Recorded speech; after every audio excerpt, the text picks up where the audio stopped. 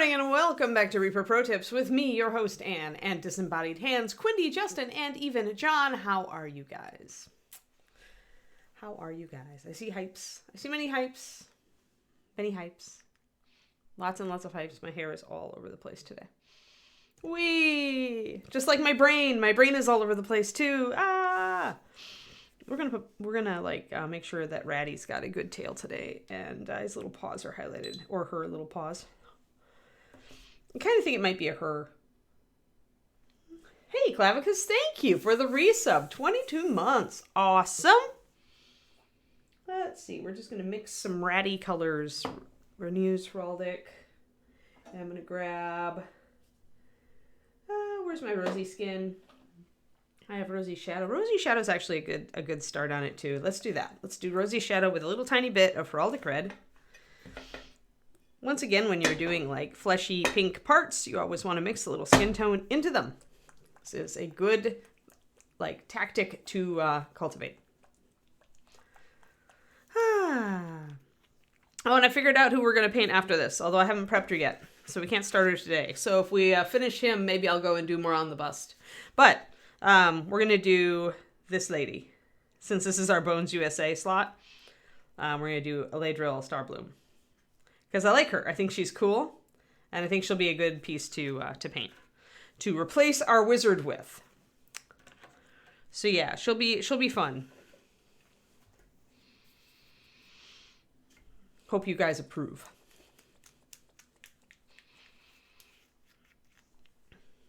Let's see. Let's get our pink going on here. Do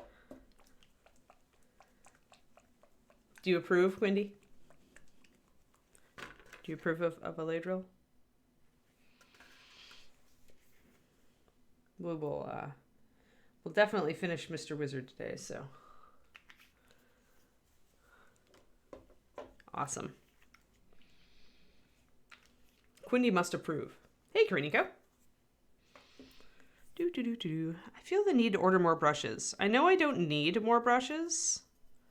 Need is a very strong word for me and brushes, but, yeah. Hey, GVD. 21 months. Very nice. Very nice. Sweet. All right. So when you start with a skin shadow, like I did with Rosie, obviously you get a darker pink, which is actually good because I wanted to highlight up this color on the ratlings. So I'm actually going to throw one more drop of skin tone in there because it is very, very pink.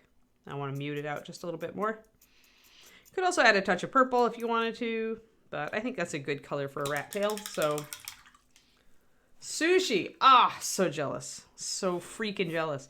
Actually, I'm waiting for David to leave. David's got another ski trip coming up, and I'm just like waiting so I can get sushi. Because, especially during the winter, he doesn't want sushi with the frequency that I want sushi. But yeah, so I am doing pretty good today. I just started a new 100 Days Goal journal, which is something I do to get things done. And I love having a new fresh journal, a new goal. Actually, it's 3 goals this time because I've learned I never have one goal that lasts 100 days. Like, this is kind of what it comes down to. Like, I'll always I'll finish it or something will happen and I'll adopt a new goal or something like that. So it's a 100-day goals journal, but I'm only doing a 30-day goal, a 30-day goal, and a 40-day goal. I could eat sushi every day and be quite happy also, Quindy. Yes, totally mood. But yes, for those who actually want to get things done in their life, I do recommend a goal journal. My particular goal journal is organized. It's actually the 100 Days Goal Journal off of Amazon. It is a very nice goal journal.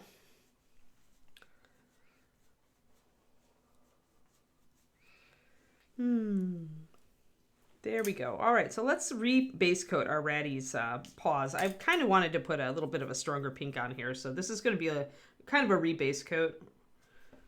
Just because this pink is so pale on her, I'm just going to call it her, on her paws that I feel like it doesn't show up very well. So, and it's very hard to highlight when you start out with a pale color already. So if you're looking to highlight and bring definition in with highlights on very small areas, remember to start them with a slightly darker color. Because if I tried to highlight this really pale pink next to this, it would be a little harder to actually make things show up.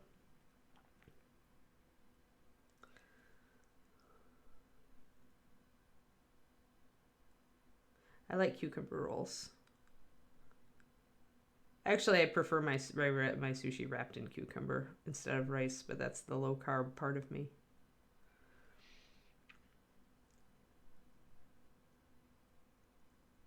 Though it does seem like more places are starting to offer that option. There, so base coated the little tiny feet, made them a little more pink. Need a little bit more on this side. And I may cover up some of my lining, so I may need to come back in and bring that back, but that's not too bad actually. Okay, let's rebase coat this little tail. And I'm probably going to highlight this with the rosy shadow, but I'll add white to it because I want the pinkish tone.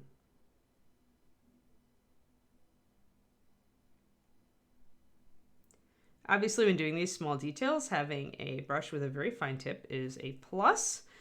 If you can, even if you're a newbie, if you are able to take care of a brush, i.e. not leaving it nose down in the paint water all the time, you should think about investing in a good sable because it will level you up.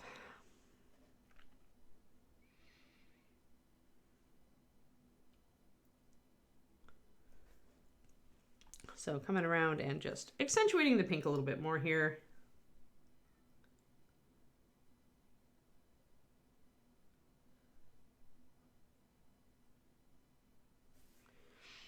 Alrighty, come around on the back.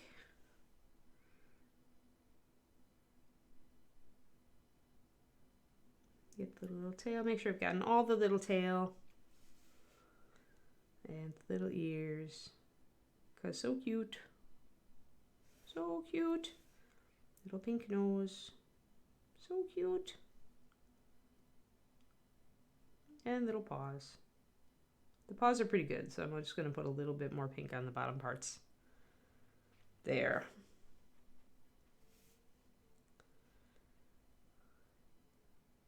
Good. Oh, Carminico, you're always good.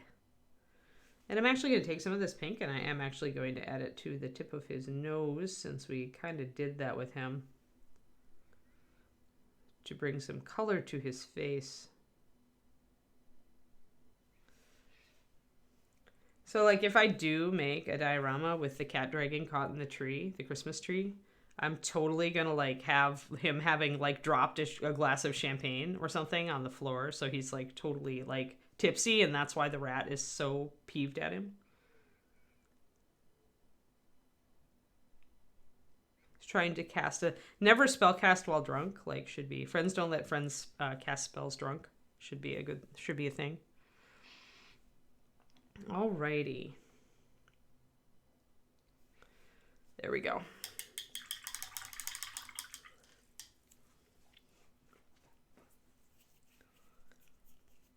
And now I will add, I think I'm gonna do rosy shadow. I'm going to add a touch of this to it and then bring it up with white.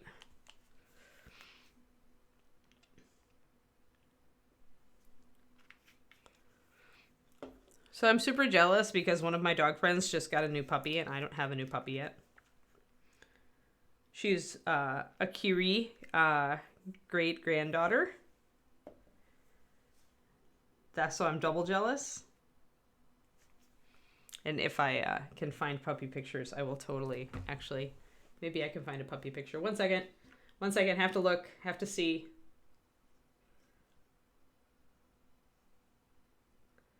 Let us see if we have the tiny baby puppy picture on here. No, she hasn't put one up yet.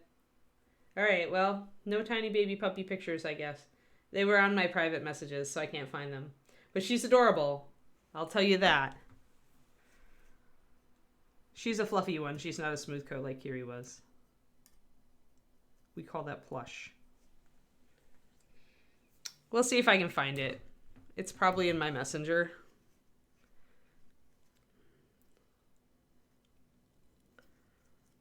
I might be able to locate it.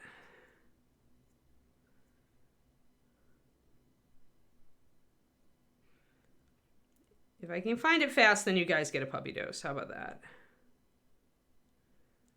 The problem is that these dog people talk too much. This is the problem.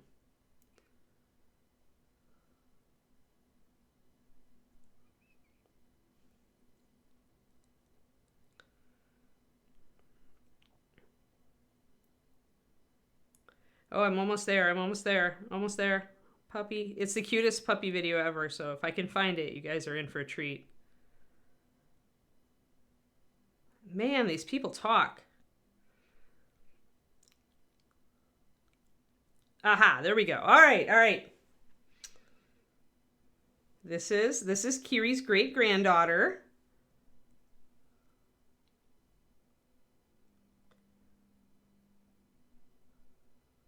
Are you cuted out yet? I'm sure you're cuted out yet. So yes, she's adorable. I can't remember. Oh, it's Ember. Her name is Ember. So there you go. I have totally looked up the cutest. So Kiri's great-granddaughter. I know, it's so cute. So she's 8 weeks old in that. She just came to her new home. So that is Ember. She is a plush Shiloh Shepherd puppy out of Kiri's grandson Atticus.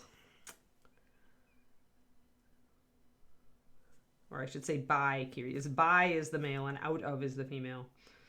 By Kiri's son Atticus. Sired by. Kiri's grandson, rather. Who is also a very good looking dog. I'm very proud of Kiri's kids and grandkids. We have some very nice Kiri descendants in our pool. Oh, the mouse, yes, the tiny mouse. But she's the cutest, Vauxhall.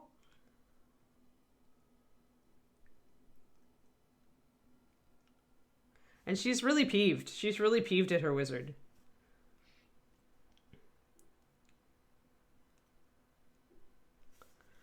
All right, so I'm just highlighting her pinks because we started a little light with her pinks, and so I wanted to darken them down a little bit so that I could come in and highlight them more effectively. Yeah, I'm familiar with Newfies. Shilohs are my breed, though. I'm a shepherd girl. I like the herding breeds a lot. Newfies are sweethearts, though. But man, that drool, I can't do it. It makes her my great-great-grandpuppy. I even have, at this point, great-great-great-grandpuppies. The ones that were just born. Oh, and I booked my ticket. So actually, Quindy, I'll message you because I have a couple of trips coming up. One to visit my mom, and another in a couple months to see puppies. Very important. And so I will be missing a little bit of stream time in order to see puppies. Sorry. Not sorry. I need to grab a little bit of dark brown, guys, because I don't want to really line per se her little tail, but I want a darker shadow. So I am lining it, but with a mixture of black and brown and this pink. So essentially I'm mixing a darker pink. And when you've got an area that is really part of itself, but that is segmented off, this is one tactic you can use, is a darker brown or gray liner or blue or whatever you use for lining, mixed with your base. So it makes this dark taupey kind of color. And you can line with that. You don't want to line with something really dark, though, on the tail, because it is really, even though it's got those little segments, it really is the same surface. So yeah, pretty much Ulfin. Yeah, I can't do the drool.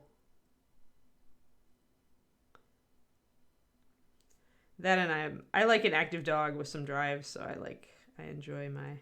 And Shilohs are pretty low drive as far as shepherds go.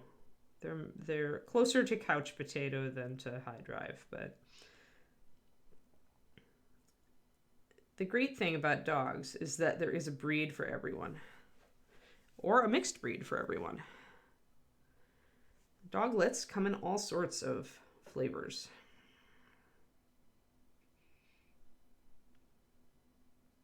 All right, gonna shade the bottom part of her leg here. Yeah. Yeah, those are the half and half. So the litter I'm going up to help evaluate is half Shiloh, half Belgian Tervuren. So they are going to look like little foxes, and they are going to be little fireballs. It should be so fun. Oh, sweet. Hey, Nomad Zeke. Shadow Raven, yep. My mom had a cat who drooled when she was a kid. I forget what they named him. He did not come to a good end, so I won't share the story.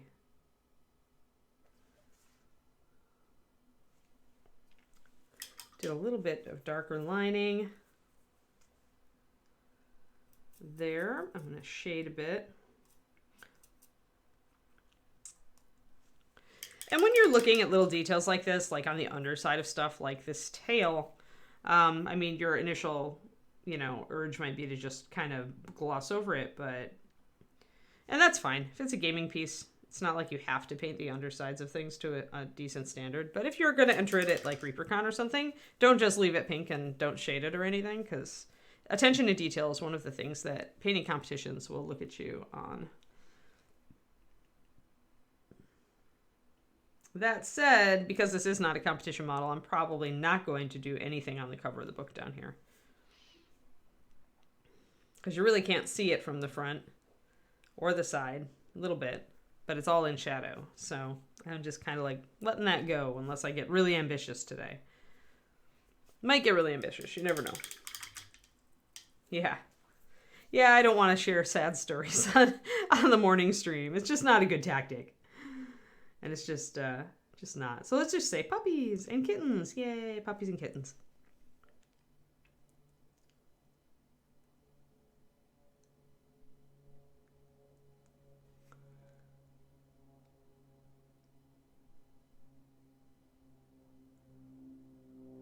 So just taking a line of highlight and popping it all along here. It's not blending very well, but I'm not too concerned. If I need it to blend, I can always take a little bit of my base coat over it a little bit at the end. When it's such a small area, though, blending is not like really a high concern. It'll probably look okay, even if you don't, although I'm doing just a little bit here. And my blending is really just grabbing a little bit of each of these colors and mixing them together and kind of putting a transitional dot in there. So it's blending is a very elevated term for what I just did. Alrighty.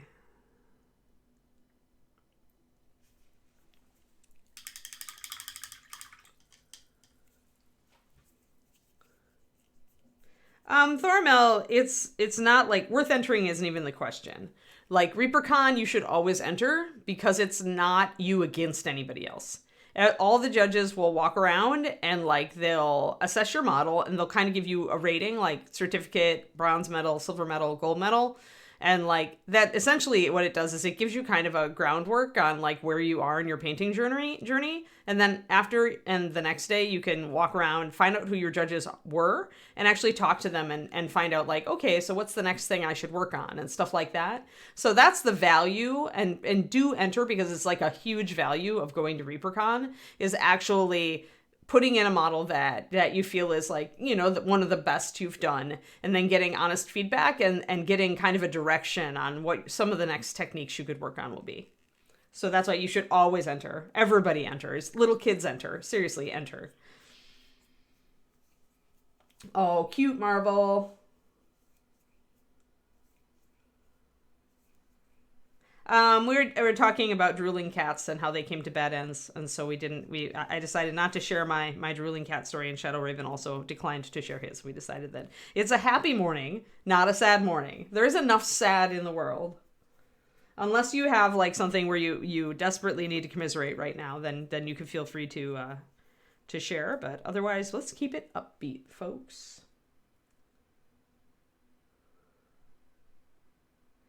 Yeah, you should enter for sure. Yeah, pick something out that you feel is like one of the best models you've done, Thormel, because if you enter something that you don't feel is your best, then it's like everything that people will tell you will be stuff you already knew. And although that's safe, that feels safe for you because you know you needed to improve it, it doesn't help you get better. So, I mean, I guess it depends on what your goal is. If you just want to enter something to enter, then just enter it, whatever. But if you want to take advantage of the fact that we have awesome judges who will give you very nice feedback, then you should enter something that you're proud of. Cool, dog father. Respect. Yeah, it is. Yeah, look for close hotels to Embassy Suites. Reaper usually does arrange blocks with other hotels as well. All right, I think we've got our pink done on our little ratty. I think I'm going to highlight Wizard's Nose a little bit. Like, I'm going to come in and kind of darken this, and then I'm going to highlight it a little. With the same highlight that I used for ratty. Oh, okay, so they have other hotels up now, Quindy? Excellent. Excellent. Yes, come to ReaperCon, peeps. It's like... It's honestly, if you want a con that celebrates the miniature painting and sculpting hobby, ReaperCon is your con. Nobody else does it like us.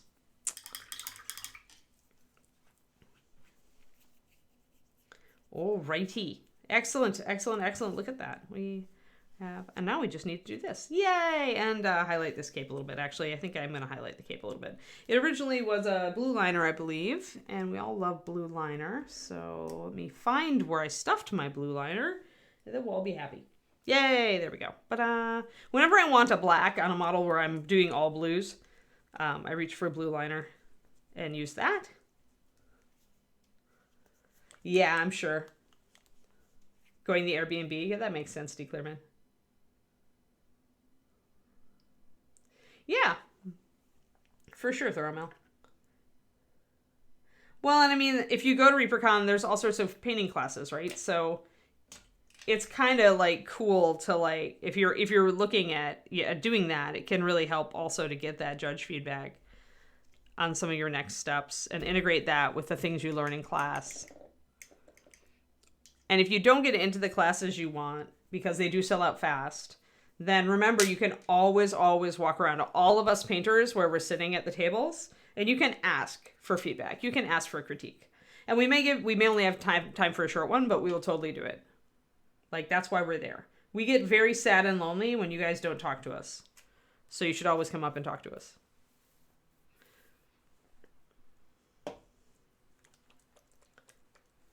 You're only a lottery away. Kuroniko. You telling me that it's more likely I'll get to Scotland to see you than that you will get to ReaperCon to see me, Kuroniko? I would like to go back to Scotland. I really enjoyed Edinburgh. I would go back. There were lots of things I didn't see.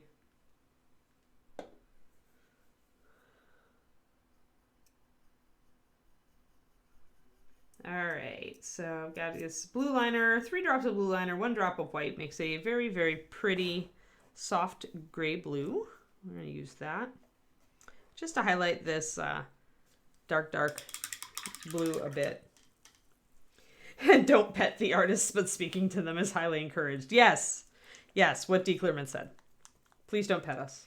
That's way too much invasion. Personal space invasion. Not encouraged. Many of us are kind of sensitive about that stuff anyway. Yeah, it tends to. And I don't know this year. I've got a potential conflict with ReaperCon, so I'm kind of crossing my fingers. I should know by like May. So, emotional support artists do not pet. Yes. I don't know about feeding us. I mean, we do at this point, we do kind of discourage it. In the old days, people would bring us chocolate, which was awesome. But now it's just too much. Like, there's just too many people. So we no longer encourage bribes. I mean, chocolate.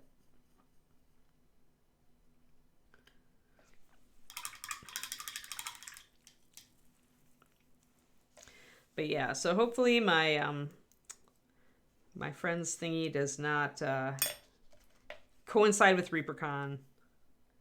It's actually my friend who, she's from my dog world, but she just started mini painting and she's so excited. It's really cute.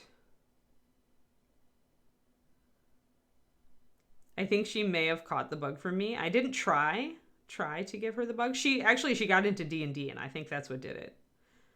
But she knew I was a painter and like has seen my stuff and all that stuff. She's familiar with the hobby, but only when she started playing D&D. And then she started running. She moved to North Dakota and didn't have her gaming group anymore, and so she decided to try to run a game herself. So I'm just so proud. I'm so proud. She's like in her 30s, and she was not like, she was a computer gamer, but she was not like a dyed-in-the-wool geek up to this point, and now she is embracing our hobby.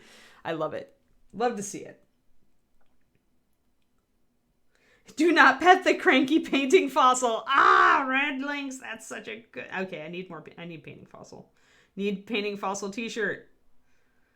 Actually, that would be great. Painting fossil. Do not pet. Nobody would get the joke but us, but it would be so funny to have that on a t-shirt.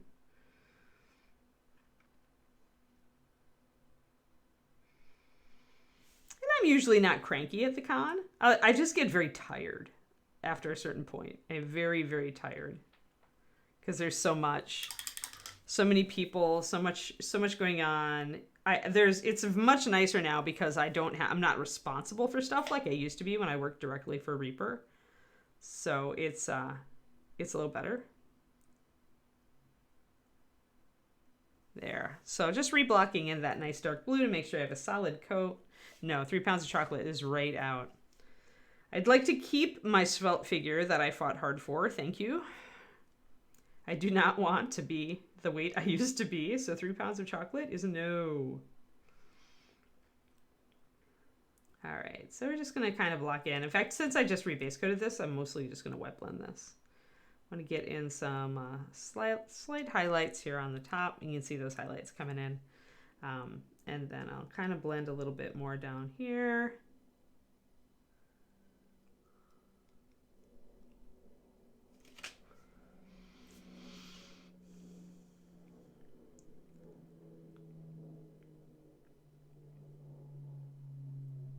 And, just kind of go back and forth.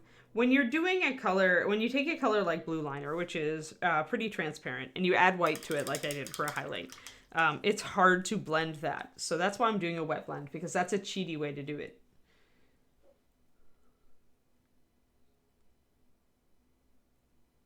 I have no idea, D. Clearman.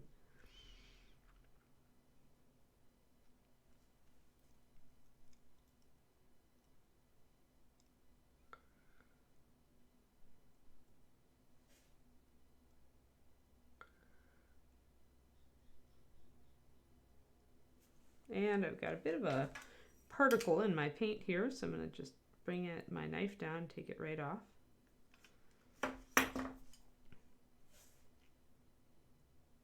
And paint right over it.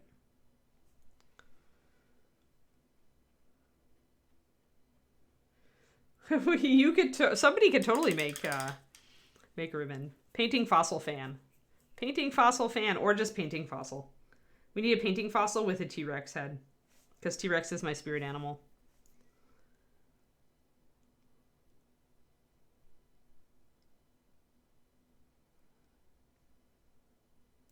I even have a T-Rex Christmas stocking thanks to Farrah Bono, John Bono's wife. Which I actually got to use this year because David's parents came, so I was like the one with the cool T-Rex stocking. Everybody else had very generic Christmas stockings.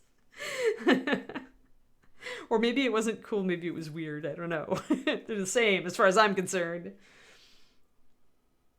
Bring haggis. Oh, ugh. But yeah, painting fossil ribbon would be awesome. Maybe I should do that.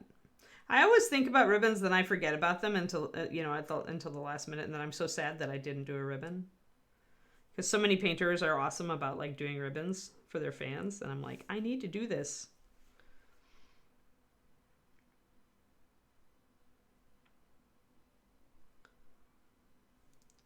I probably should do one with the painting Big Dragon on it too.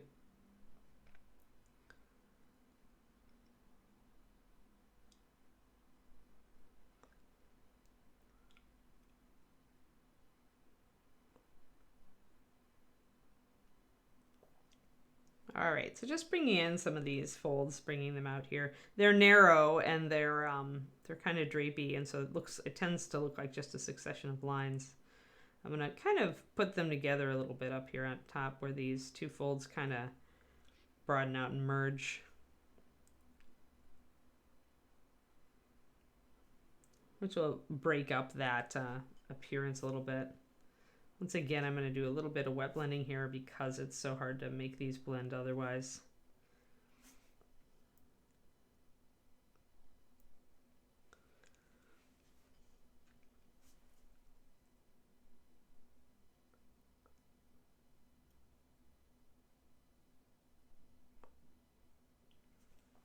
There, it's a little bit better.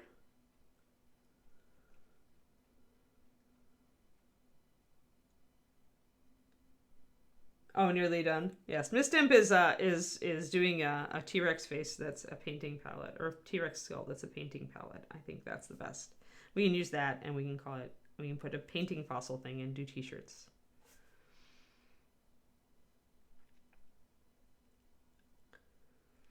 I totally need to be a painting fossil.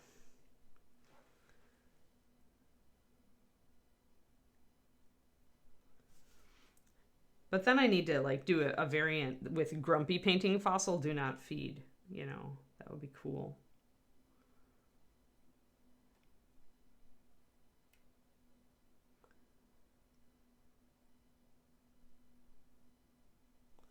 All right, so we've got some nice highlights coming in here, just a little bit. I don't want a lot. The more highlight you put down, the lighter this area is going to look, and you don't want it too light or it's going to start fighting with all the rest of these blues. So I'm going to go and maybe do one more tiny highlight. I'm going to mix just to do a little bit on the edges here where it's really coming out into the light. So that will show up better. There. So I'll take my previous color and throw another drop of white into it.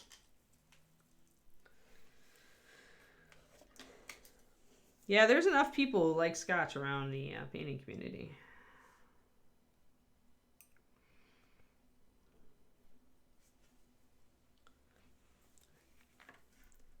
I'm afraid I cannot partake. I don't drink alcohol anymore. I pretty much stopped completely, except for the odd sip of wine, but really only just a sip.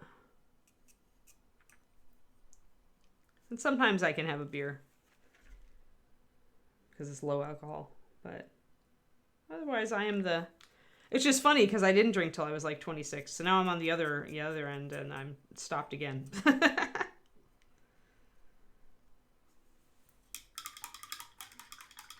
I don't know, Bull. I'm a little bit like wobbly because I don't know. I might have a conflict with ReaperCon this year, and I already committed to it, so it takes priority.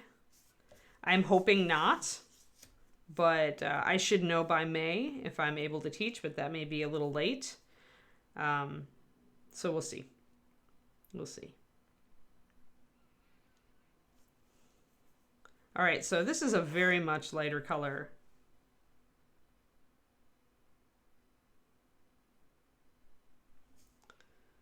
So I've taught at ReaperCon for like the last upteen zillion years. I think since it started, I have taught a class, at least one class. So that's a lot of years of ReaperCon since ReaperCon started in 2004. But yeah, I'm just pretty much trying to keep an eye on it. I'm really crossing my fingers that the timing is okay and that I will be able to do my usual ReaperCon. And not just a very short ReaperCon.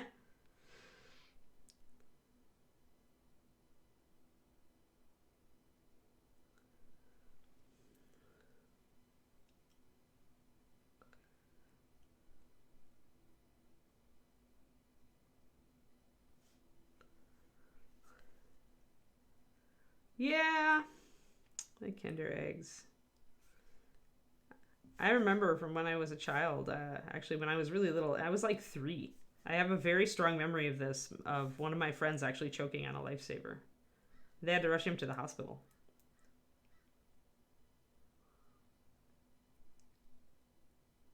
Like I ended up sitting at our neighbor's house, which was the mom, and she was calling like for an ambulance. and my mom had to come to get me. So yeah, I could see that, you know, maybe Kinder Eggs just a little bit too hazardous if you have too many failed saves, because kids just don't. There we go. Sweet. So there we just a little bit of highlighting here to bring that up. My childhood friend did make it, by the way.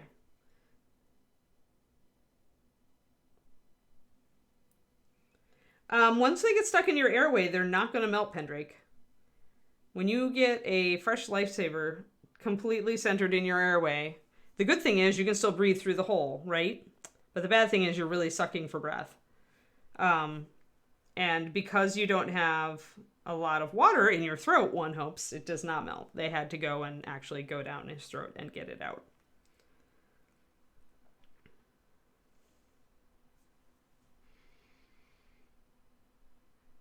It's not like you can drink a bunch of water because it's down your airway, not your esophagus.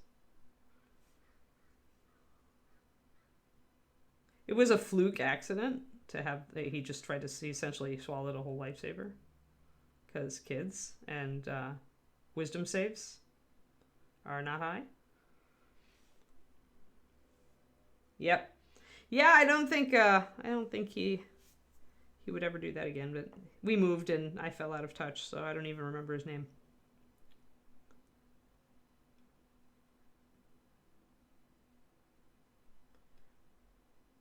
But yeah, pretty traumatic.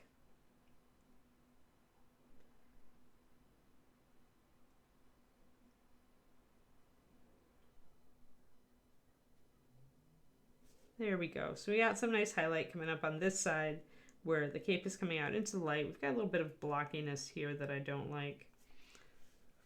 So let me see what I can do right here. I've got the highlight going down. I think it's just that this part is coming out into the light more so we can see it more.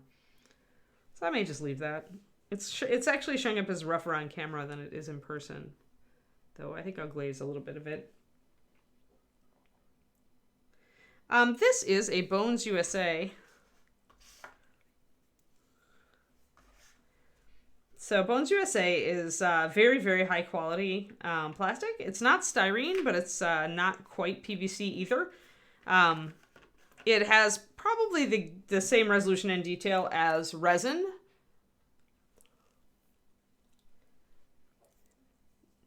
Net jam. So it's got some really nice, it's capable of holding fine detail, as you can see from little rat there and everything. And I'm doing this one next. So this is our Bones USA kind of rotations. So as you can see, the detail is really sharp on Bones USA. It's kind of a new thing from Reaper. They're kind of transitioning to it. Yeah, exactly. Yeah, we like the detail. It's as good detail as metal or resin, so, and not as expensive to produce.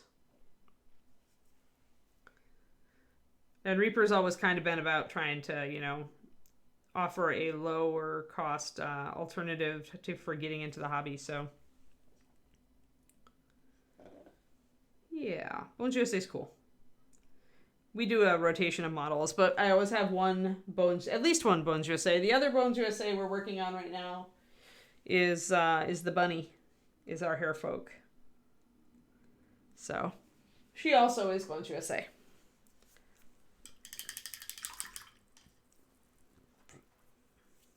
Oh, there we go.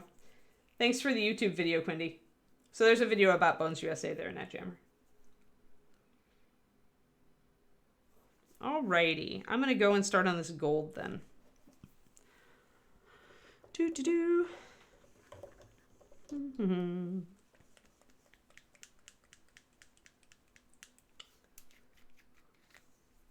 Let's see. Let's do the sun yellow mix on this one instead of using lantern. I kind of like the sun yellow NMM mix, so we're gonna use rich leather and sun yellow mixed together to create gold colors like we did here.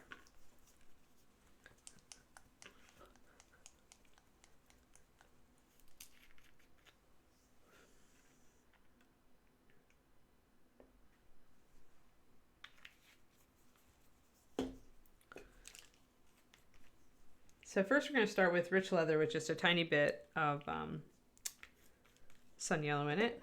Less than a drop, really.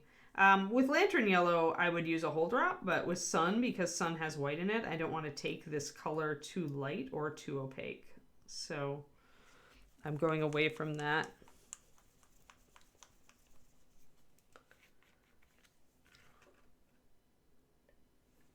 My sun yellow is like really saying, hey, you haven't used me for a while. Shake me up really well, please. There.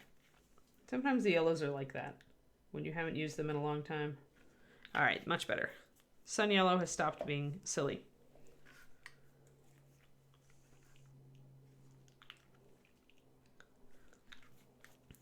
Excellent. So mixing rich leather with a yellow generally gives you a color that's kind of close to yellow ochre. It'll be a little different depending on the yellow you use, and it'll give you a different mid-tone for your NMM gold. So it will influence the color you get.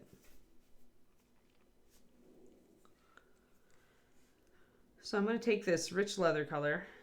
Here, I'll show you guys my yellows. So that's the rich leather with a little bit of sun yellow in it, probably half a drop, just a bit on my brush. And then this is 3 or 4 drops of sun yellow, 1 drop of rich leather, which slides it more toward a brown ochre color because the rich leather is a brown. It's very yellowy brown though. This is probably a little bit more yellow, more greenish, lighter than my other mix that I use with lantern yellow, because lantern yellow is a more orange color. So taking this brown color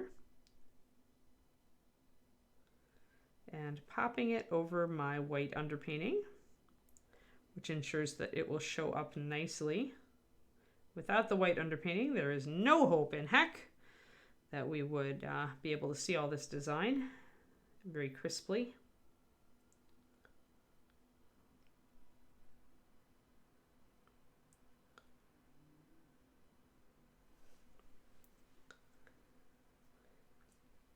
Oh, cool. Glad you like it, Stefan's World. Yep.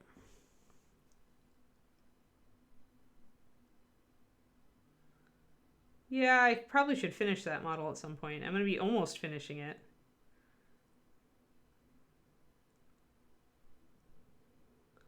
Since I'm going to do highlighting in the next video on the metallics. For those who don't know, I do have a Patreon.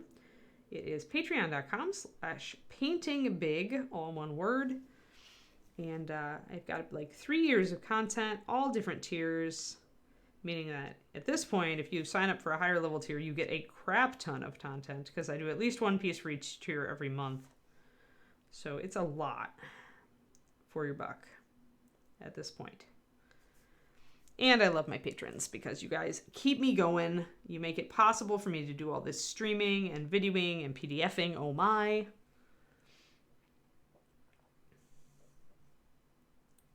And I do use a variety of models. The one that Stefan's World was just referring to is a Dungeons and Doggies model.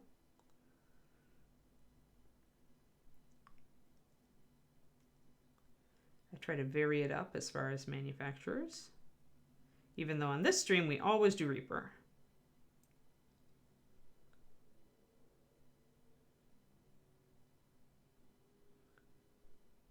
There. So we've got, you can see how that makes that stand out a lot better than if we had just tried to paint it over the black, the near black.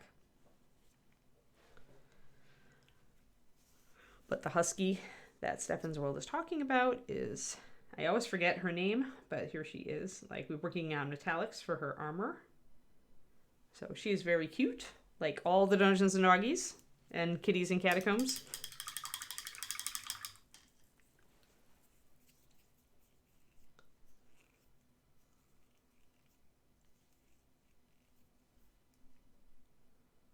Not color fast. The army painter ones, Kerniko?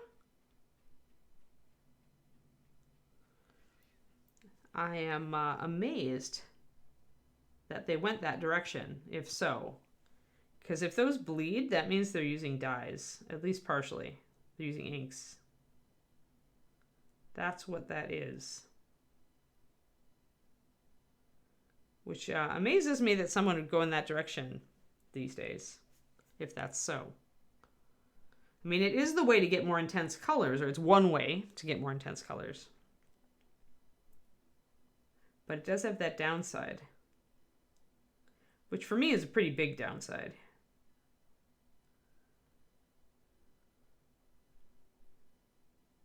Now, the nice thing about this is that you don't have to be real accurate when you're painting over your white designs here. I'm not. I'm actually painting over the dark blue quite a bit. But you can't see it because this color, this brown color, is so transparent, and that's such a dark backdrop that it just isn't covering. So you won't see it at all. Ah, the ones with yellow pigments. So that tells me they're using inks in their yellows. And oranges. Maybe some of their reds. Maybe some of their greens. All right? Interesting. I wonder why they did that.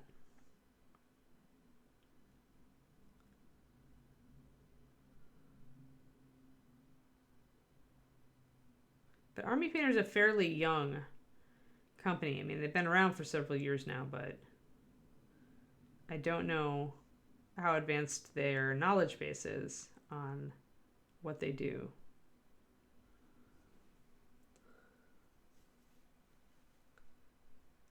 Yeah. Could be Cornico. Well, especially with yellow, right? But then if you've got oranges and stuff, or blonde hair, you might do more. Yeah.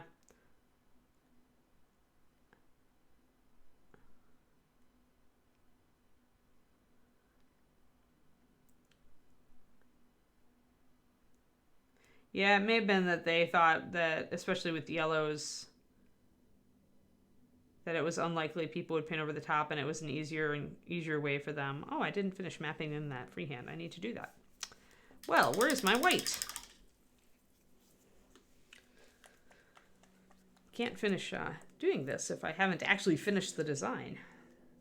Silly Anne. Yeah, it's hard to say. It's hard to say.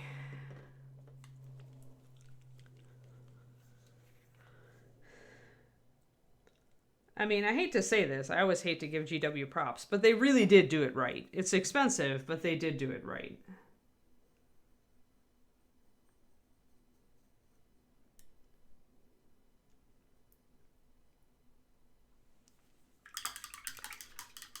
Like, if it were me and I was speed painting an army and I wanted to use contrast paints, I would just, like, use GW and bite the bullet, but just only buy the colors I needed.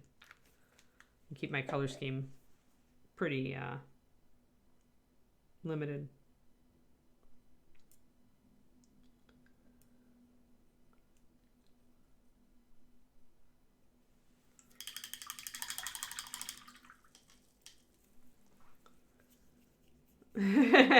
And I worked for them, Rothgar, so double that.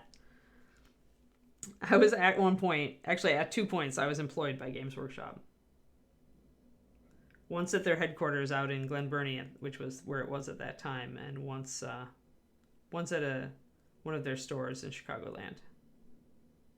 So I have experience actually working for that company. So yes. Although they seem less evil these days. I mean, they're at least doing a good job of, like, regaining something of a sense of humor and doing things like bringing Golden Demons back to USA and things. So, and also attempting to, like, offer at least a few lower cost, like, packages for getting into an army.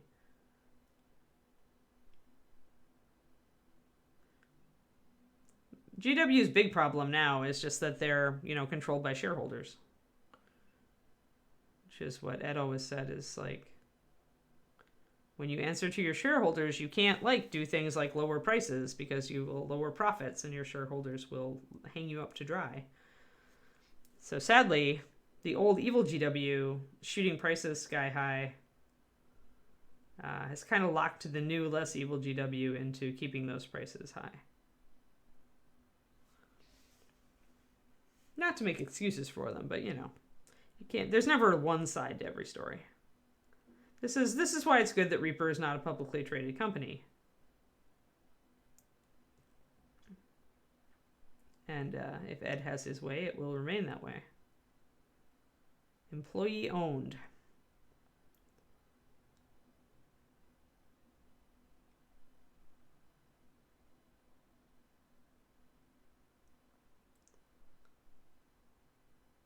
just filling out more of these little details here in white, more solidly, so that I can cover them over. Yeah, well, that's inflation. That's straight up everybody's raising prices at this point. But you know what? When inflation goes away, they don't drop them.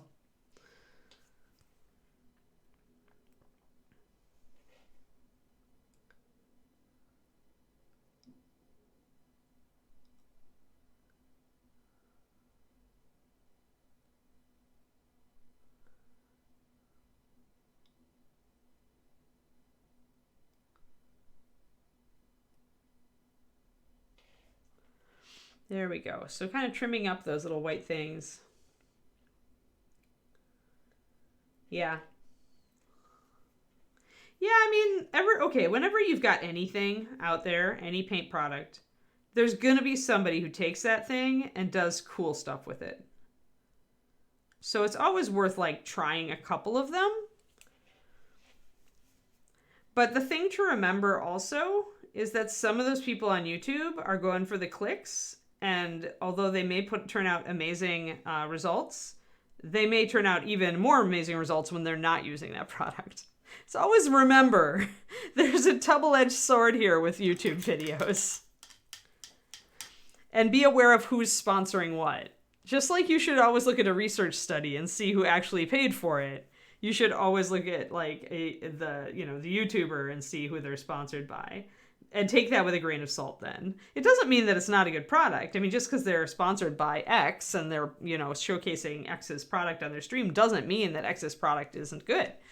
But it's just another piece of like, if you've got limited cash, like be very cautious about like what you get heavy into.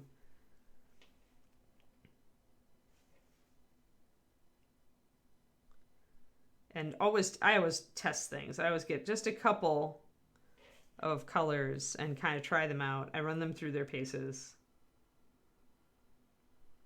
And then if I really like it, and if it works with my painting style, also something to keep in mind, then I might pick it up.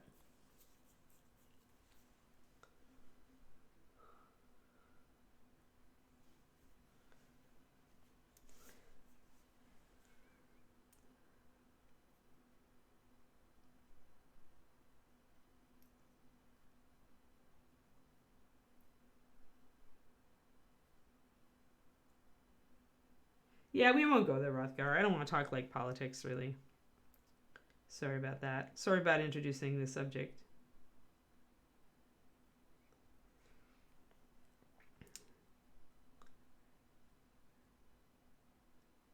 But yeah, I mean, when new products are always coming out in the painting market, and that's really awesome because it gives us more choices.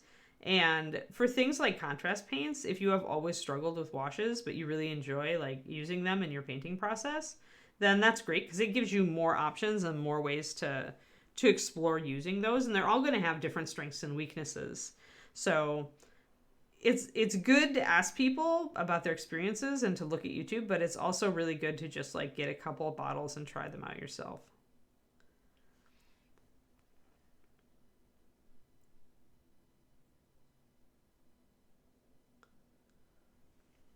It's like with MSP, I always tell people if you want to try them out, then get pure black, pure white, and like tan skin or rosy skin.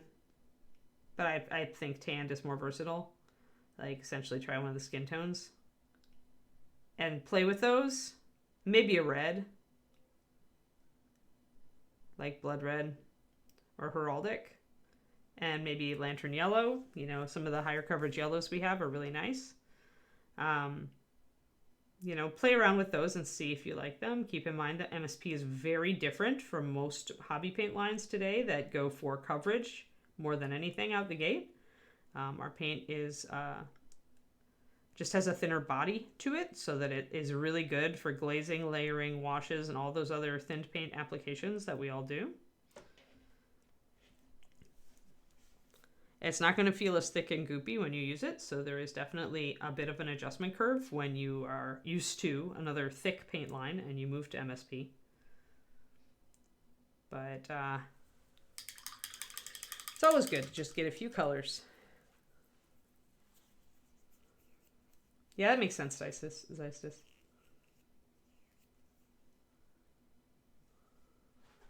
Yep, yep. You know, probably because oil washes are getting more popular now, and that's one step from enamel. Like it all goes in cycles, quantum. It all goes in cycles. And the next big thing is always the bandwagon. And that's why I'm glad that, like, I always was happy that Reaper never did that. Reaper really put its money, you know, where it saw value and didn't chase the fads.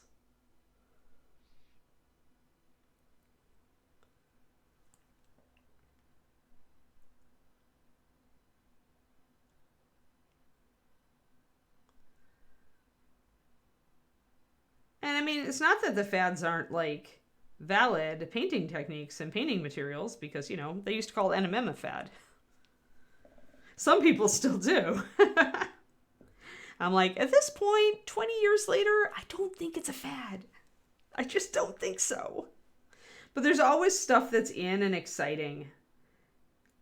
Like, it'll kind of drop out of sight for a while, and then somebody who's got like some visibility will kind of quote rediscover it. Like they'll give it a try and decide they really like it, and they'll start promoting it a lot. Like Wapple is probably directly responsible for the oils fad at this point. But I mean, back in the day, that's all that historical painters used. So it's not like it's new.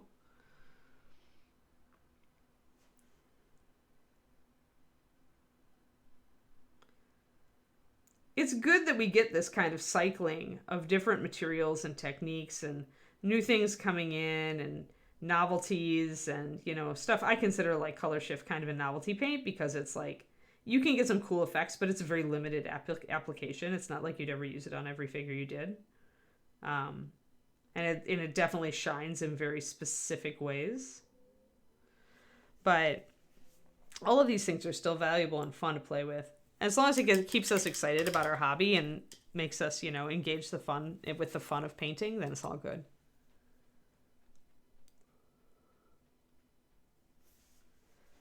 You know, dry brushing will totally make it come back.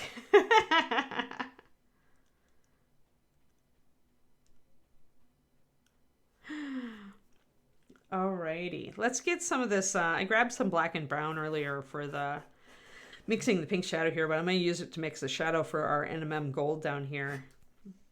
So I'm going to grab it, mix it with a little bit of my base. Thin it down a little bit more. There. That's a good color.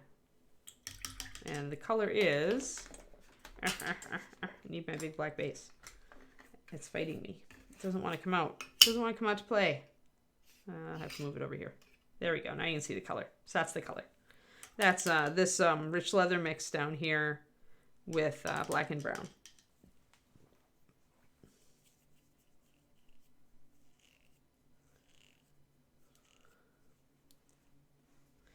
People are always, well, okay, content creators are always looking for the thing that they can jump on that's different, right? It's kind of how they make their you know, it's how they roll.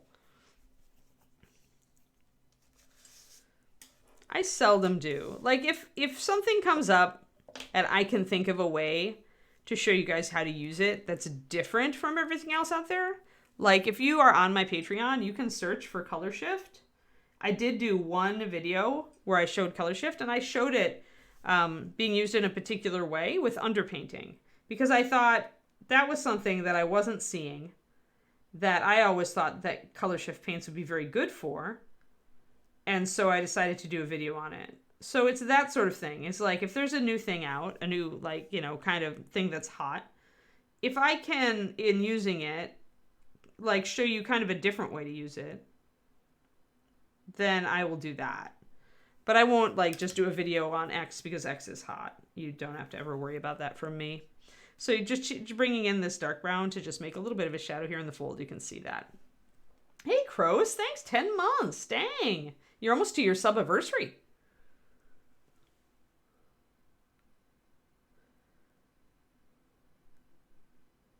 There's so much underpainting on my Patreon. Like, if you want the super high-end underpainting, like I did, you know, kind of for this, except like on mega scale, No Time for Bull, back in 2018, like some of the first videos I did were done on my Sacrifice bust, which was my crystal brush entry. So super high-end international painting competition.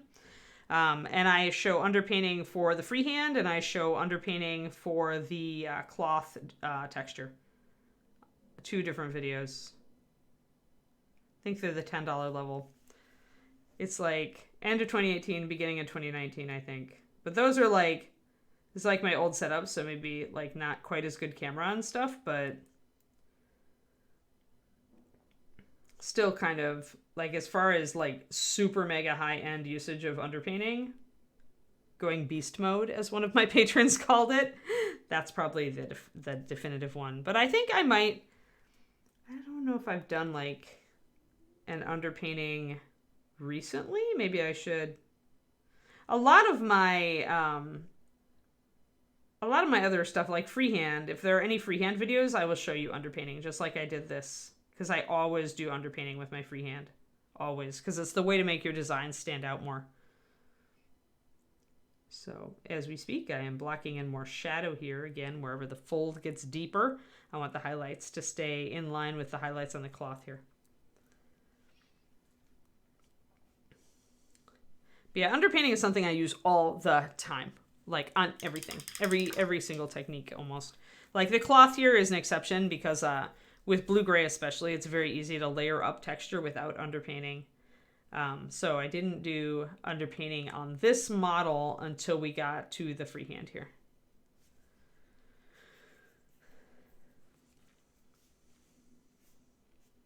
I am tempted to do some oil paint just because one of our paint club friends paints exclusively in oils now.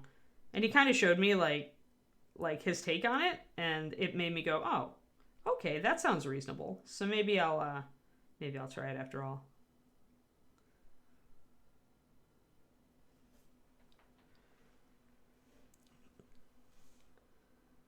Only using my water-soluble oils, mind you. I will never, ever go full solvent again. I just don't need to be breathing that stuff. Nobody does.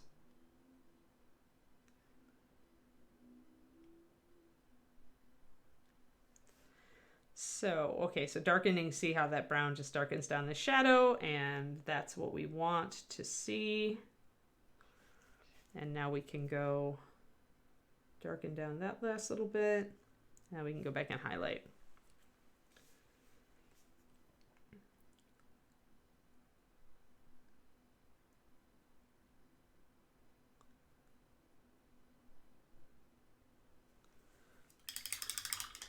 So you can at least see now, you can see shadows and highlights before I even come in and highlight with the gold. Or the yellow, I should say.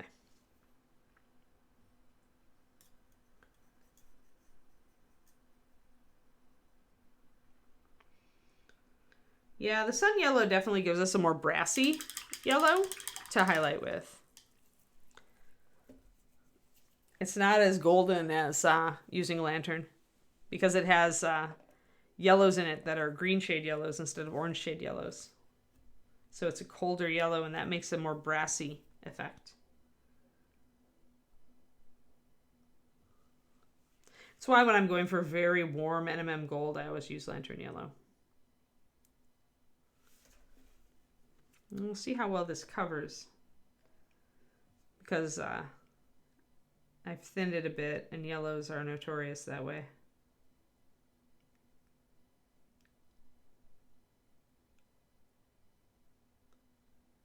Gotta be careful how far we take this yellow in here too. Want to keep it toward the part of the fold that is coming out into the light. See that yellow warming that up. I'm going to actually transfer this over to the next well and drop another drop of white in it so I can start bringing it up. I'm going to drop another drop of sun yellow in it too, otherwise it will look very brassy indeed. And by brassy, I mean really kind of greenish. You can see that. It's not warm. It has kind of a muted cast to it. That's much more of a brass color. So, and gold is much more yellow. So you can see that. That's the sun yellow. And you see how much kind of darker and greener it went. So I'm going to mix that in. That's going to brighten it up a little bit and lighten it up. make it a little less green. So we'll do that.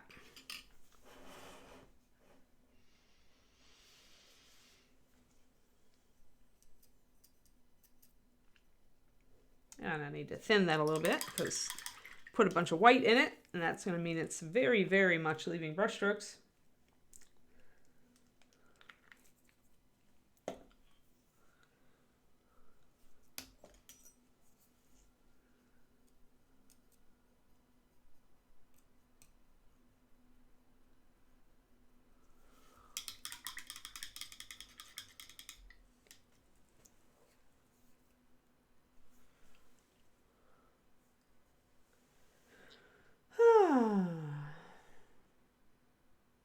Not near a store. Yeah, this is cheap chocolate day, isn't it?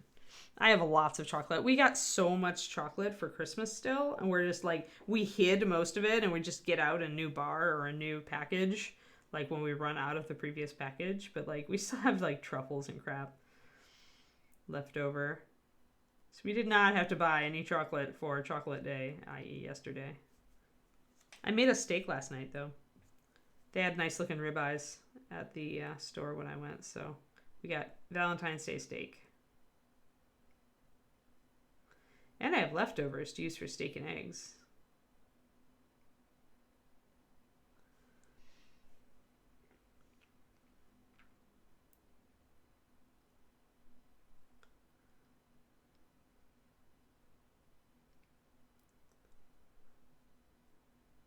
So just bringing in my midtone a bit more, lightening up some of these details. And I could just come in and kind of pinpoint highlight this stuff and it would be fine. If I wanted to suggest that this was like a brocade where it had stitching, although it's kind of waste here on 28mm, but that's when you would maybe use stippling to highlight. To suggest that, you probably would want to use the very light yellow for that to suggest it though. I did that on Halfling. She's more of a 75mm. I did gold braid on her designs. She's in the other room. Maybe I'll go fetch her.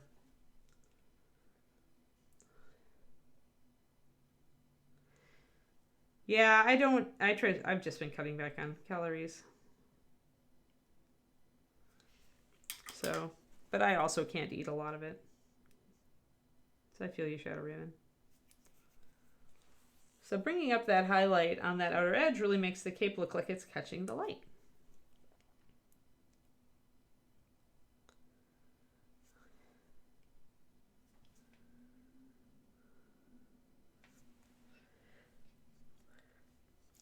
I should finish. Oh, Val, you missed it. I showed Kiri's great-granddaughter earlier.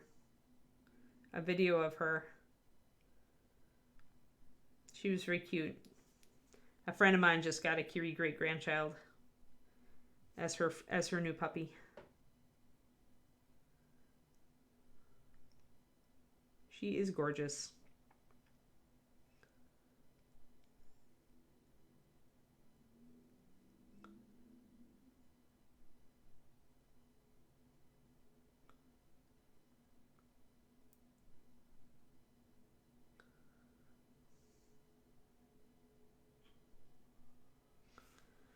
All right, so just bringing up the edge of this one now slowly.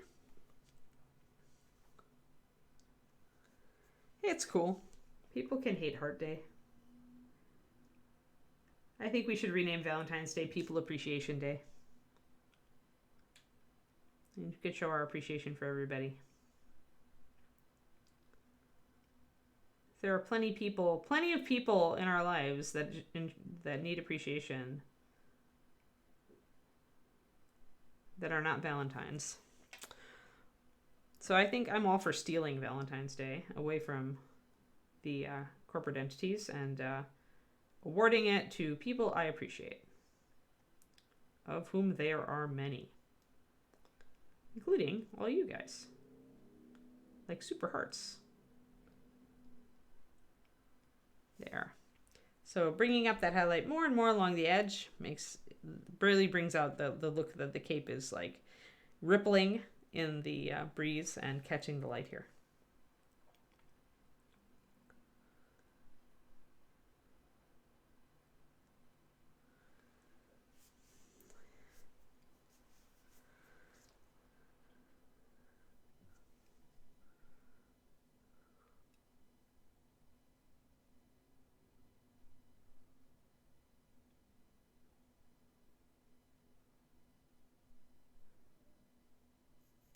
Yeah, it's like 2 months. 2 months from now, my puppy is supposed to be conceived. Like, if I'm lucky and I get a puppy this year. So I have to wait. Like, the excitement, like, if you guys, like, want to see me dog-sighted, like, it'll be when that breeding actually happens and I'm, like, on pins and needles waiting to see. And then, like, if the dog is pregnant, then I'm on even more pins and needles waiting to see if there's a girl for me. Because I want a girl dog. I don't want a boy dog. There. So see how just that little bit of highlight there really brings this out, makes it look really rich and cool. It brings out the dimension of the movement of the piece. And, oh, of course I'll get a good one, crows. So yeah, so that's good. Now, if we want it to be really gold, though, we do need to add just a little bit of pure white. So let me just touch up, make sure I've got enough yellow here. You do need enough of your yellow highlight so that when you put your white highlight down, it doesn't just cover up the yellow, or you're going to lose that gold color. A lot of people do that. They lose some of their midtones and their golden hues. They cover it up with white, and then you lose that yellow color that you want so much. So keep an eye on that, and we're gonna grab the white. Yeah, pretty much, Cornico. It won't be quite that, because it'll be it's 5 weeks they do an ultrasound to confirm pregnancy. But then if there's, then at least I'll know. And if there's no puppies, then I'll stop being anxious about it. But then I have to refocus, because then I'm going with a totally different litter, most likely.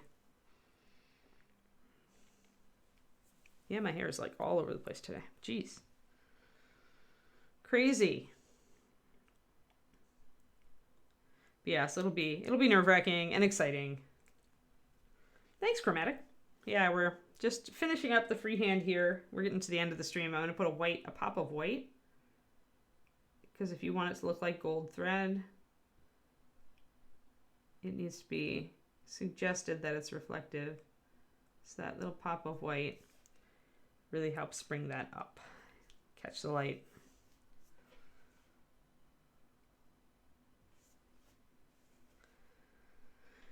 But yeah, so we shall see when the dogs go into heat. Because that'll also depend on whether, that'll determine whether I can go to ReaperCon. Or how much I'll be at ReaperCon, I should say.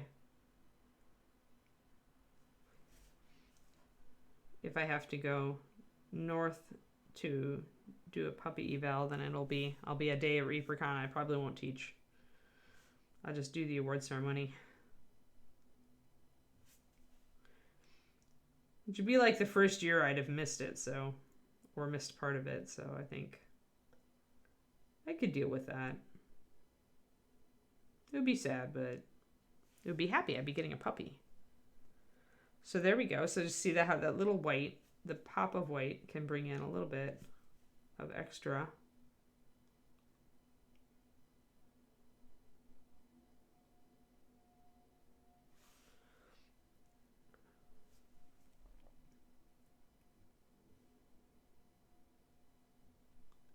I'm just picking up like tiny minuscule bits of paint on my brush, by the way.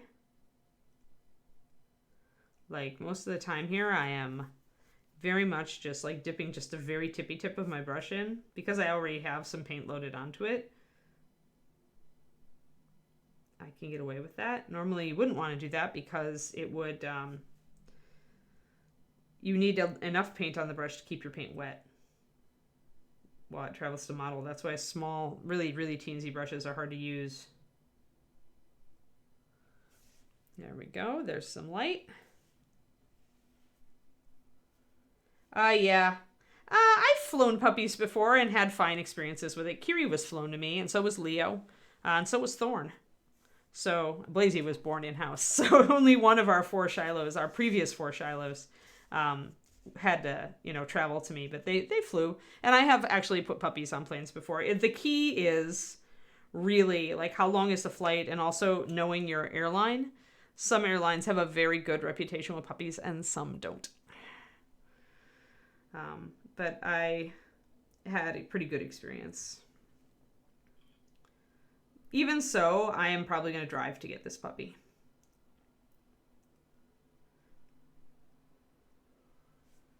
Because road trip, and because I have to, if I have to be there anyway, like I could foresee a future, and this would be crazy as anything.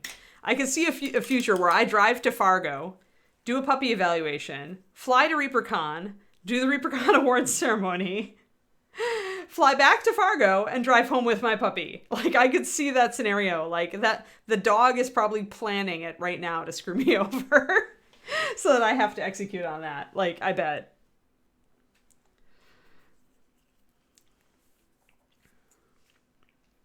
I'm not a fan of chows. I met a good chow in my life, but in my experience, they do need a lot of socialization. And huskies can be a bit crazy. Be ready for drive. Be ready for drive. Unless you get the couch potato chow. Yep. Yes, and that is something to remember when you do fly animals, is there are cutoff temperatures for heat and for cold. And that's, they're trying to keep the animals safe. So I totally am all for that. But yeah, it can be a real kind of a stinker. One of our litters was a summer litter, and in Texas that meant we had to fly the pup very early in the morning to leave. But it was going to a cooler. It was going to New York, so he was going to New York, so it worked out. Once we got the puppy in the air, it was okay. But yeah, breeders sweat that stuff too, if they're a good breeder. We'd rather not. We want everybody to be safe and happy. That's pretty much just like anybody.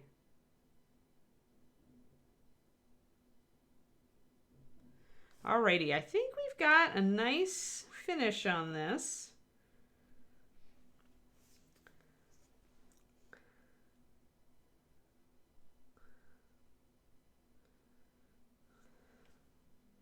I think a husky chow could go like either way. Like, you've got all that energy behind the husky, and then you've got the independent guardian stuff behind the chow. And neither breed is known for being very obedience trainable.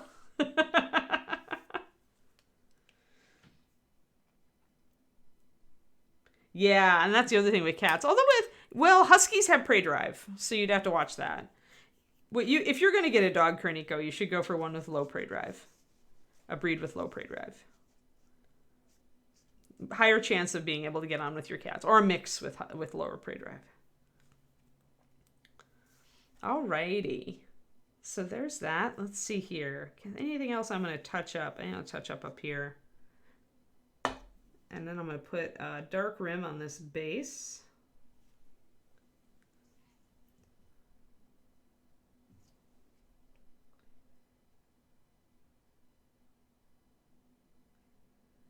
Yeah, as a dog person, I am always a proponent of research your breeds and your mixes before you jump, because everything is so cute.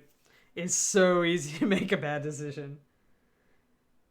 Yeah, right, Quindy. Absolutely. Yep. Yeah, so she essentially accepted your cats as pack mates, and that's awesome. And that's how you can have a high prey drive dog with cats. It does work. But you have to make sure that your cats are pack mates. Kurnico's cats practically can turn on the computer and play video games, so I would suspect that they would totally rule any puppy. That puppy would think it was a cat. That would be it. Yeah.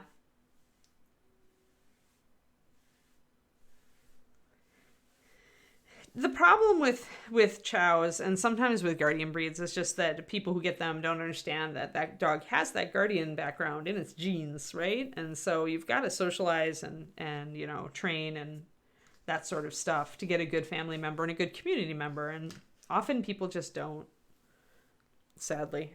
And that's true of all dogs. I mean, so yeah, there we go. Let's get actually, this one has texturing all around the base. So I'm just going to grab my black and brown, actually. We'll start with that. And maybe I'll put a drop of Rogue Shadow in it to darken it down. I love rough collies. I always wanted a collie red lynx, but I think the fur would kill me. Like the coat just being so big. Now, especially having had a long-haired Shiloh who needed a lot of grooming, like he had a very thick coat for a Shiloh. But I do see smooth collies. There's a rough collie right here in my neighborhood that I see every day going for a walk. And I also, downtown in Mountain View, I saw 2 smooth collies, which are much more a rarity. But I am tempted by the smooth collies. Because I like the temperament of the breed. They're just sweethearts. Did you know, here's a bit of dog trivia for you, Red Lynx. Did you know that in World War II, the military tried to use collies as military dogs because they were so smart and so trainable, and they were larger and agile and, you know, had all these qualities, right? And they absolutely, they gave up. They gave up because collies loved people too much. They couldn't get the collie to actually act as a guard dog with any amount of, what they needed. And so they were like, all right, collies are a wash. Collies just love peoples too much. I love that. I love that little story. Because it is so collie. I wanted a big collie when I was a kid. One of our neighbors had one named Brody, and I really liked him. But my parents just were like, no. So they got me a Sheltie instead. So I grew up with a Shetland sheepdog. But when we went to the county fair, all the little kids would always say, it's a little Lassie doggy. He was pretty big for a Sheltie, but they called him Lassie. Oh, nice. Yeah, smooths are more uncommon. I like smooth Shilohs too. I just like the shorter coat. There's enough fur there to still have, something to scruffle, but it's a lot easier to care for. I very much am a wash and wear kind of person, and I like my dogs that way too. But I still want enough fur for it to be fun to pet. See, that's the thing with this new puppy. This new puppy is gonna be a plush coat, but hopefully a shorter plush coat. And that's just because that's this litter won't produce any smooths.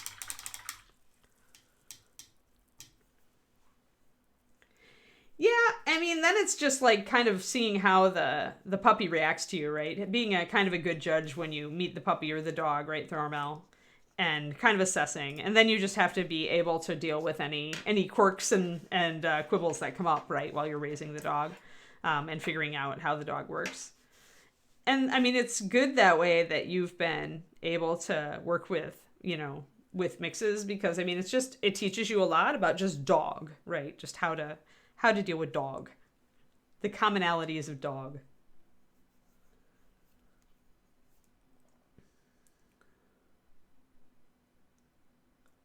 Yep. Same with our Shilohs. Leo was the biggest love bug shepherd ever, but he was 100 pounds and he looked bigger because of his fur. And people would cross the street rather than meet Leo.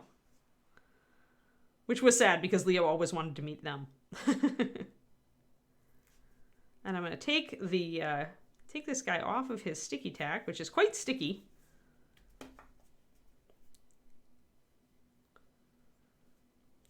That's doable, Shadow Raven. I mean, you just want a dog that's not super sociable and that has a certain measure of independence.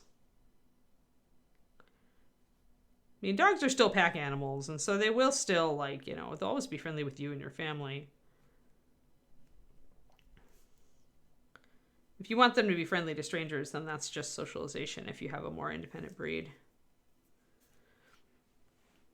I like a more independent dog myself. I like a dog that'll be polite and meet people, but not one that's going to be all over people.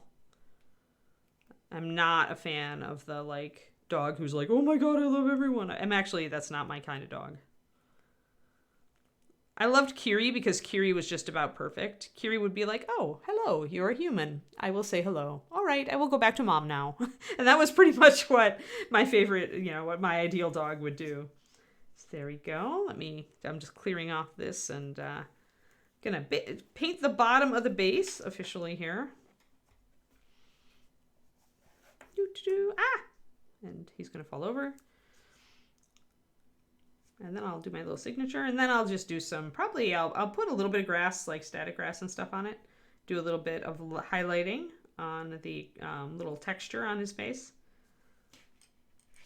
I'm not going to do a lot to the base, though, and maybe I won't do grass, because if I do want to use him in a diorama with cat on a Christmas tree, then I don't. I want to keep the base plain so that I can putty it into something else. So we'll set that up to dry. So having your wood block is nice because you can set your mini up.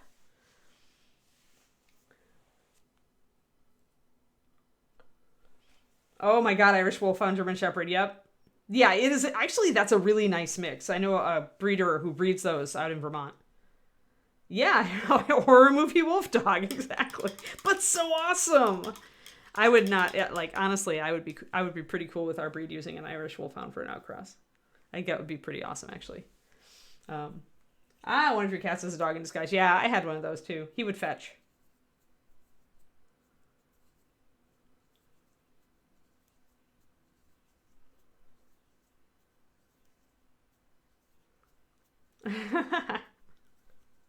Maybe she was a ball of energy because she was like anxious, and then when she got home she was like, oh, thank God, just feed me bonbons. Dogs are funny. Dogs and cats are both funny. I do miss having an animal. It's been nice, like, being able to just worry about myself. You know, for the most part, there is that. There was definitely a point where I had just too many animals and I was feeling really stressed out about it. So it has been nice to have kind of a break. But, so we're letting that dry. So yeah, if I do this guy as a diorama, I'm going to want to putty probably him into a base with the cat, dragon cat on the Christmas tree. So I think I'm going to leave this where it is, with that on there. And just, here, we'll put him where you guys can actually see him. So another thing that Sticky Tack can do is it can just stick your model down so that everybody can see the awesome. There. Let's back up a bit.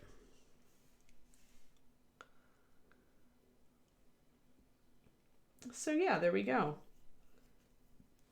Yeah, Reaper's done some good dogs. Oh, okay. Bye. Bye, dog father.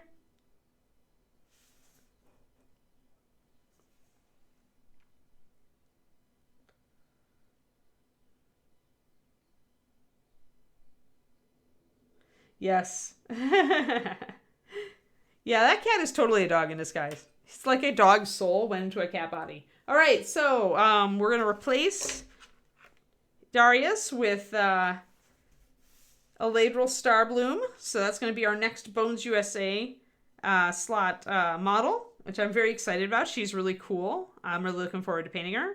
And then when we return tomorrow, pardon me while I put this over here.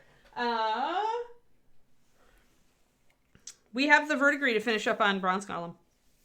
Verdigris and some metal highlights on Bronze Golem, and then he will be done except for his basing. And I may put him aside then. I did decide that we are going to replace him with Centaur because I have wanted to paint the Bones 5 Centaur since I saw him. I really like him, and it'll give us a chance to paint a horse. He's already pre-pepped, and he's got some cool, like, kind of almost Celtic style, primitive style armor and axe. So I think it'll be pretty fun. So yeah, so we'll do the Centaur for sure. But for tomorrow, we'll finish up our verdigris. And then I'm going to just sit on the base until I get some inspiration or decide how I want to do it. And maybe I'll just keep him hanging around. But yeah, so we're definitely going to do a horse. I'm thinking I want to do an Appaloosa. I think that would be fun with white socks. I haven't decided if it's a bay or a chestnut or what color the Appaloosa will be yet. I'm not going to do a leopard spot one, but going to do one with a blanket. Because it makes sense, right? Because the horse part's here. You've got this big rump here. You can put some nice freehand on it, and then it'll go well with all the rest of this. So we'll decide what we're going to do. But yeah, so verdigris tomorrow on the Bronze Golem, folks. And yeah, we're moving right along. We're starting some new models. I have a couple more also that I chose this weekend to sub in for other models we're working on that we're close to finishing now, like the Tiefling, but I'll save that reveal for that show. Taunt you guys. There is a crow's nest. Is it a sculpting crow's nest, Quindy?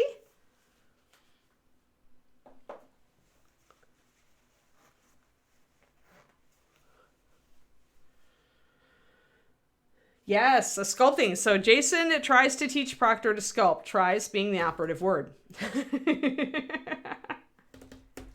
So yes. Okay, guys. Well, say hello to Jason and Michael And don't forget to tune in for Crow's Nest. Thank you all for tuning in for this show. Tomorrow we'll work on the bronze golem, and I hope you had fun today. Have a fantastic day, everybody. Bye-bye.